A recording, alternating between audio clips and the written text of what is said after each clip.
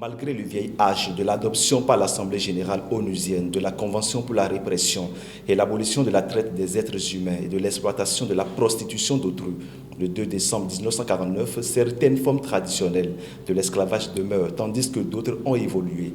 Des personnes continuent d'être contraintes à travailler par le recours à la violence ou l'intimidation ou par des moyens plus subtils et modernes tels que la manipulation de dettes, la rétention de papiers d'identité et autres. Par jour, par semaine, par mois et par an, des médias révèlent encore des cas de crimes crapuleux liés à la pédophilie et au travail des enfants. Cette jeune fille sénégalaise a été victime d'un viol. Le présumé coupable est l'un de ses voisins. Une situation qu'elle vit difficilement.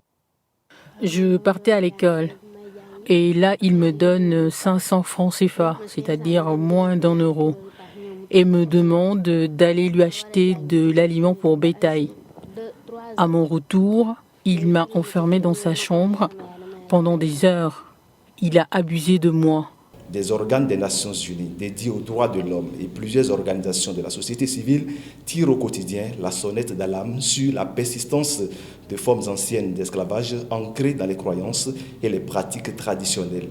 UNICEF travaille en étroite collaboration avec les différentes autorités régionales et locales.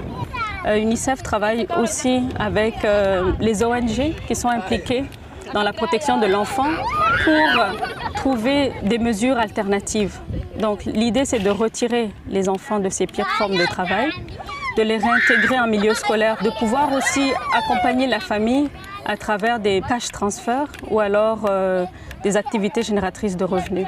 L'idée, c'est vraiment leur montrer que l'enfant a des droits, que l'UNICEF et les partenaires gouvernementaux sont prêts à accompagner les familles. La traite d'êtres humains, l'exploitation sexuelle, le travail des enfants, le mariage forcé et le recrutement forcé d'enfants dans les conflits armés sont des formes contemporaines de l'esclavage qui semblent difficiles à éradiquer. Selon l'ONU, elles constituent le résultat de discriminations contre les groupes les plus vulnérables au sein des sociétés en Afrique et dans le monde.